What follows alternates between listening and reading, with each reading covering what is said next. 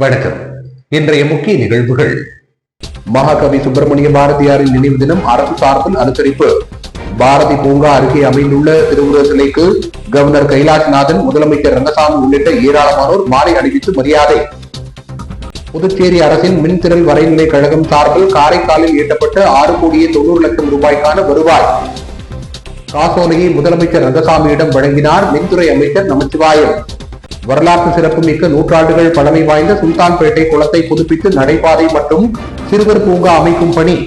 சட்டமன்ற எதிர்க்கட்சித் தலைவர் சிவா பொதுப்பணித்துறை அதிகாரிகளுடன் நேரில் சென்று ஆய்வு. இனி விரிவான நிகழ்வுகள். மகாகவி சுப்பிரமணிய பாரதியாரின் நினைவு நாளை ஒட்டி அரசு சார்பில் பாரதி பூங்கா அருகே அமைந்துள்ள அவரது திருவுருவ சிலைக்கு கவர்னர் கைலாஷ்நாதன், முதலமைச்சர் ரங்கசாமி மற்றும் அமைச்சர்கள், சட்டமன்ற உறுப்பினர்கள் உள்ளிட்ட ஏராளமானோர் மாலை அணிவித்தும் மலர் தூவியும் மரியாதை செலுத்தினர். மகாகவி சுப்பிரமணிய பாரதியாரின் நினைவு தினத்தை முன்னிட்டு பாரதி பூங்கா அருகே அமைந்திருக்கும் அவரது திருவுருவ சிலைக்கு கவர்னர் கைலாஷ்நாதன் மாலை அணிவித்து மலரஞ்சலி செலுத்தினார்.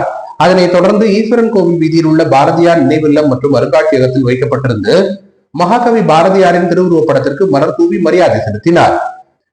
அதனைத் தொடர்ந்து அங்கு இசைக்கப்பட்ட பாரதியார் பாடல்களையும் அவர் ரசித்து கேட்டார். இதேபோல் முதலமைச்சர் ரங்கசாமி, சட்டப்பேரவைத் தலைவர் செல்வம், பொதுப்பணித்துறை அமைச்சர் லட்சுமி நாராயணன், சட்டப்பேரவை துணைத் தலைவர் ராஜவேலு, சட்டமன்ற உறுப்பினர்கள் ஏகேடி ஆறுமுகம், KSP ரமேஷ், ராமலிங்கம் ஆகியோர் மகாகவி சுப்பிரமணிய பாரதியாரின் திருவுருவ படத்திற்கும் திருவுருவ சிலைக்கும் மாலை அணிவித்தும் மலர் தூவியும் மரியாதை செலுத்தினர். புதுச்சேரி அரசின் மின்திறல் வரைநிலை கழகம் சார்பில் காரைக்காலில் ஈட்டப்பட்ட வருவாய் தொகையான 6,90,00,000 ரூபாய்க்கான காசோலையினை மின்துறை அமைச்சர் நமச்சிவாயம் முதலமைச்சர் ரங்கசாமியிடம் வழங்கினார். புதுச்சேரி மின்திறல் வரைநிலை கழகம் புதுச்சேரியின் வெளிப்புற வட்டாரங்களில் ஒன்றான காரைக்காலில் 125 மெகாவாட் மின்சாரத்தை உற்பத்தி செய்யும் குறிக்கோளுடன் 1993 ஆண்டு மார்ச் மாதம் 30ஆம் தேதி கூட்டிணையமாக்கப்பட்டது. தேவையான எரிவாயு கெயில் நிறுவனத்துடன் மேற்கொண்ட உடன்பாட்டின்படி காவிரி படுகை நரிமணத்தில் உள்ள எரிவாயு கிணறுகளிலிருந்து பெறப்படுகிறது. முதலாவது பெருமைக்குரியதுமான 125 மெகாவாட் திறன் கொண்ட எரிவாயு அடிப்படையில் அமைந்த இணை சுழற்சி மின்திறல் எந்திர கருவி களத்தொகுதி 2000ஆவது ஆண்டு ஜனவரி மாதம் 3ஆம் தேதி முதல் வர்த்தக செயல்பாட்டில் இருந்து வருகிறது. மேலும் வர்த்தக உற்பத்தி தொடங்கியதிலிருந்து இந்திய அரசின் மின்திறல் அமைச்சகத்தால் நிர்ணயிக்கப்பட்ட உற்பத்தி இலக்குகளை அது வீழ்த்தியிருக்கிறது. 2009-2010 ஆண்டில் இந்த கழகம் 33,26,00,000 ரூபாயை புதுச்சேரி அரசிற்கு பங்குகளை திரும்ப வாங்குதல், 2021-2022 ஆண்டில் ஈட்டிய லாபத்திற்கான ஈவுத்தொகை 6,90,00,000 ரூபாய்க்கான காசோலையினை முதலமைச்சர் ரங்கசாமியிடம் உள்துறை அமைச்சர் நமச்சிவாயம் சட்டப்பேரவையில் முதலமைச்சர் அலுவலகத்தில் வழங்கினார்.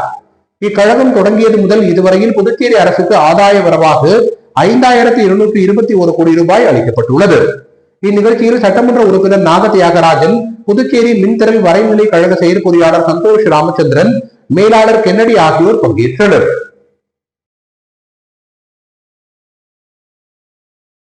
ஊசுடு சட்டமன்ற தொகுதிக்குட்பட்ட 10 கண்ணு பகுதியில் விநாயகர் சதுர்த்தி விழாவை முன்னிட்டு பிரதிஷ்டை செய்யப்பட்டிருந்த விநாயகர் சிலை வேன் மூலம் ஏற்றிச் செல்லப்பட்டு ஊசுட்டேரியில் கரைக்கப்பட்டது. விநாயகர் சதுர்த்தி விழா கடந்த 7ஆம் தேதி சிறப்பாக கொண்டாடப்பட்டது. மேலும் புதுச்சேரியில் பொது இடங்கள், கோவில்கள், வீடுகளில் விநாயகர் சிலைகள் பிரதிஷ்டை செய்யப்பட்டு வழிபாடுகள் நடத்தப்பட்டு வருகின்றன. இந்நிலையில் புதுச்சேரியில் விநாயகர் சிலை ஊர்வலம் நடத்தப்பட்டு கடலில் கரைக்கப்பட்டன. வீடுகளில் வைத்து வழிபட்ட சிறிய சிலைகளை பொதுமக்கள் கரைத்து வருகின்றனர்.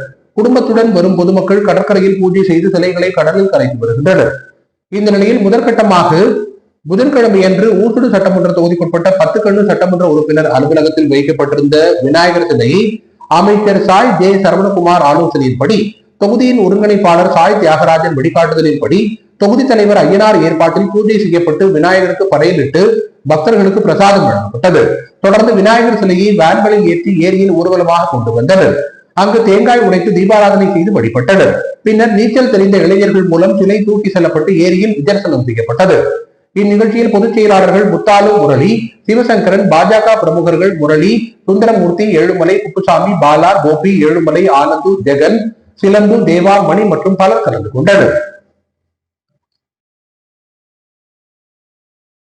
முத்தியால்பேட்டை ரங்கவிலாஸ் தோட்டத்தில் விநாயகர் சதுர்த்தி விழாவை முன்னிட்டு பிரதிஷ்டை செய்யப்பட்டிருந்த ராஜசக்தி குபேர விநாயகருக்கு முத்தியால்பேட்டை தொகுதி திமுக மாநில பொதுக்குழு உறுப்பினர் பிரபாகரன் தலைமையில் சிறப்பு பூஜைகள் நடத்தப்பட்டு அன்னதானம் வழங்கப்பட்டது. முத்தியால்பேட்டை ரங்கவிலாஸ் தோட்டம் அருள்மிகு ஸ்ரீ ரங்க விநாயகர் ஆலயத்தில் 33ஆம் ஆண்டு விநாயகர் சதுர்த்தி விழாவை ஒட்டி ராஜசக்தி குபேர விநாயகர் பிரதிஷ்டை செய்யப்பட்டு ஆராதனைகள் நடைபெற்று வந்தது. இந்நிலையில் முத்தியால்பேட்டை தொகுதி திமுக தலைமை பொதுக்குழு உறுப்பினர் பிரபாகரன் தலைமையில் ரங்கவிலாஸ் தோட்டத்தில் எழுந்தருளியுள்ள ரங்க விநாயகரின் 33ஆம் ஆண்டு விநாயகர் சதுர்த்தி விழாவில் பூஜையில் கலந்து கொண்டு பக்தர்களுக்கு அன்னதானம் வழங்கினர். விழாவிற்கான ஏற்பாடுகளை கலைமணி, நாராயணன், சிவலிங்கம், முருகன், சீனிவாசன், பாலகிருஷ்ணன், நரேந்தர், ஈஸ்வர், பிரவீன், கவியரசன், பார்த்திபன், வினோத்குமார், நவீன்ராஜ் தலைமையில் விநாயகர் சதுர்த்தி புறப்பாடு விழா நடைபெற்றது. இவ்விழாவில் ரங்கவிலாஸ் தோட்டத்து பொதுமக்கள் 100க்கும் மேற்பட்டோர் பங்கேற்றனர். வரலாற்று சிறப்புமிக்க நூற்றாண்டுகள் பழமை வாய்ந்த சுல்தான்பேட்டை குளத்தை தூர்வாரி நடைபாதை, இருக்கை மற்றும் சிறுவர் பூங்கா அமைக்கும் பணிகள் மேற்கொள்ளப்பட உள்ளன. இப்பணிகள் நடைபெற உள்ள நிலையில் அப்பகுதியை சட்டமன்ற எதிர்க்கட்சித் தலைவர் சிவா பொதுப்பணித்துறை அதிகாரிகளுடன் நேரில் சென்று ஆய்வு செய்தார். வெளியூர் சட்டமன்ற தொகுதிக்குட்பட்ட பல்வேறு பகுதிகளில் உள்ள குளங்களை தூர்வாரி நீர் ஆதாரங்களை பாதுகாக்கும் பணிகளை தொகுதியின் சட்டமன்ற உறுப்பினரும் சட்டமன்ற எதிர்க்கட்சித் தலைவருமான சிவா மேற்கொண்டு வருகிறார். அந்த வகையில் சுல்தான்பேட்டை முகப்பில் உள்ள வரலாற்று சிறப்புமிக்க நூற்றாண்டுகள் பழமை வாய்ந்த குளத்தை தூர்வாரி புதுப்பித்து குளத்தில் படிக்கட்டுகள், குளத்தை சுற்றி நடைபாதை, இருக்கைகள் மற்றும் சிறுவர் பூங்கா அமைப்பதற்கான முயற்சியில் சட்டமன்ற எதிர்க்கட்சித் தலைவரும் தொகுதியின் சட்டமன்ற உறுப்பினருமான சிவா மேற்கொண்டு வருகிறார். அதன் பயனாக குளத்தை தூர்வாரி அழகுபடுத்த பொதுப்பணித்துறை நீர்ப்பாசன கோட்டம் நிதி ஒதுக்கியுள்ளது. இந்நிலையில் புதுப்பிக்கப்பட உள்ள சுல்தான்பேட்டை குளத்தை சட்டமன்ற எதிர்க்கட்சித் தலைவர் சிவா பொதுப்பணித்துறை அதிகாரிகளுடன் நேரில் சென்று ஆய்வு மேற்கொண்டு அங்குள்ள பொதுமக்களிடம் கருத்துக்களை கேட்டறிந்தார். மேலும் விரைவில் குளத்தை தூர்வாரி அழகுபடுத்தும் பணிகள் தொடங்கி பொதுமக்கள் பயன்பாட்டிற்காக அர்ப்பணிக்கப்பட உள்ளதாக அவர் தெரிவித்தார். இந்த ஆய்வின் போது பொதுப்பணித்துறை நீர்ப்பாசன கோட்டம் செயற்பொறியாளர் ராதாகிருஷ்ணன், உதவி பொறியாளர் லூயி பிரகாசம் மற்றும் ஊர் ஜமாத்தார்கள், பள்ளிவாசல் நிர்வாகிகள், பொதுமக்கள், திமுக நிர்வாகிகள், கூட்டணி கட்சியினர் உடனிருந்தனர். புதுச்சேரியில் நடைபெற்ற 3ஆம் ஆண்டு மாநில அளவிலான கராத்தே போட்டியில் வெற்றி பெற்ற மாணவ மாணவிகள் மற்றும் கராத்தே வீரர்களுக்கு பரிசுகள் மற்றும் கோப்பைகள் வழங்கப்பட்டன. புதுச்சேரி மாநில அளவிலான தாங் டா சாம்பியன்ஷிப் கராத்தே போட்டி ரெட்டியார்பாளையத்தில் நடைபெற்றது. இதில் கலந்து கொண்ட இளம் கராத்தே வீரர்கள் தங்களது திறமைகளை வெளிப்படுத்தினர். இவர்களுக்கு பரிசளிப்பு விழா பள்ளி வளாகத்தில் நடைபெற்றது. இதில் கலந்து கொண்ட பள்ளியின் முதல்வர் ஜெயந்தி ராணி மற்றும் தாங் டா மார்டியல் ஆர்ட் அசோசியேஷன் பாண்டிச்சேரி தலைவர் கிருஷ்ணராஜ் ஆகியோர் வெற்றி பெற்ற மாணவ மாணவிகள் மற்றும் கராத்தே வீரர்களுக்கு பரிசுகளை வழங்கி கௌரவித்தனர். இந்நிகழ்ச்சியில் சிறப்பு விருந்தினர்களாக வழக்கறிஞர் ரீனா ஐஸ்வர்யா, விஸ்வசுந்தரம், பாரதிதாசன் மகளிர் கல்லூரி உயர்கல்வித்துறை தனலட்சுமி, விஷுவல் டிசைனர் ராஜேந்திரன் ஆகியோர் கலந்து கொண்டு சிறப்பித்தனர். விழாவில் கலந்து கொண்ட அனைவரையும் தாங் டா ஆர்ட்ஸ் அசோசியேஷன் பாண்டிச்சேரி பொதுச் செயலாளர் ஞானசேகரன் வரவேற்று கௌரவித்தார். நிகழ்ச்சியில் ஏராளமான கராத்தே வீரர்கள், மாணவ மாணவிகள் கலந்து கொண்டனர்.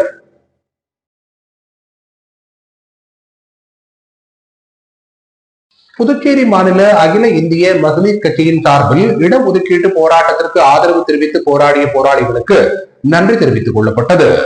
அகில இந்திய மகளிர் கட்சியின் புதுச்சேரி கிளை சார்பில் புதுச்சேரி அரசை கண்டித்து பல்வேறு போராட்டங்கள் மூலமாக எம்பிசி, இபிசி, பிடி, பிசிஎம் சமூகத்திற்கு இடஒதுக்கீடு பெற்றுக் கொடுத்த பல்வேறு அமைப்புகளை சேர்ந்த போராளிகளுக்கு நன்றி தெரிவிக்கும் கூட்டம் உருளையன்பேட்டை காவல் நிலையம் அருகில் உள்ள தந்தை பெரியார் திராவிடர் கழக அலுவலகத்தில் நடைபெற்றது.